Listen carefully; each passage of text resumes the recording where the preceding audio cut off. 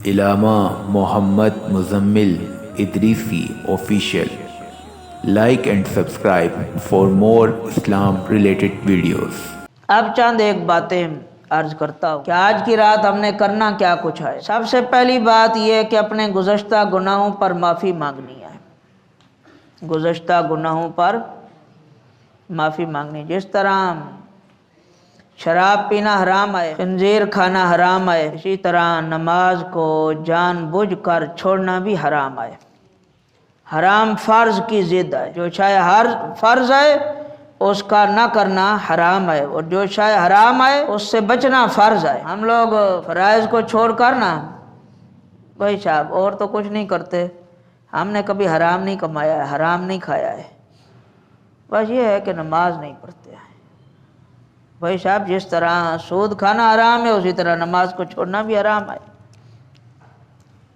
جس طرح خنزیر کھانا حرام ہے اس طرح نماز کو چھوڑنا بھی حرام ہے. ہر مسلمان کے لیے ضروری ہے کہ وہ یہ باتیں یاد رکھے کہ میرے لیے فرض کیا کیا چیزیں ہیں، میرے لیے فرض کیا کیا چیزیں ہیں، واجب کون کون سی چیزیں ہیں، سنت مؤکدہ کون کون سی چیزیں ہیں.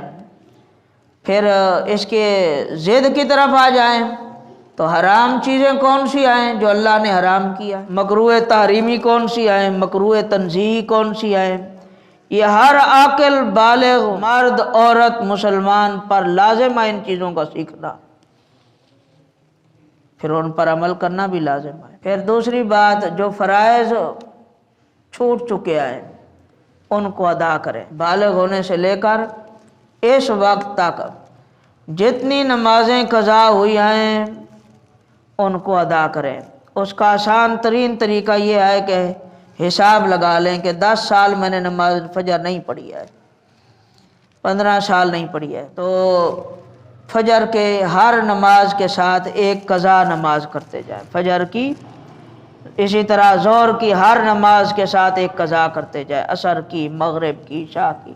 اتنے سال دو دو نمازیں پڑھتے رہیں، وہ ادا ہو جائے گی، اور اللہ تعالیٰ کی بارگاہ سے کامل یقین اور امید ہے کہ وہ معاف فرما دے گا. دوسری بات، جب خدا تعالیٰ کی عبادت بندہ کرے تو یقین کے ساتھ عبادت کرنی چاہیے کہ تیری رحمت کا کوئی چھینٹا مجھ پر بھی گر جائے اور میرا بھی کام مکمل ہو جائے، بارے نیارے ہو جائے.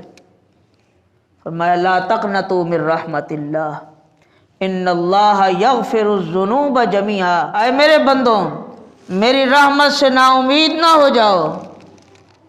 ان اللہ یغفر الذنوب جميعا، بے شک اللہ تعالیٰ سارے گناہوں کو معاف فرما دے گا.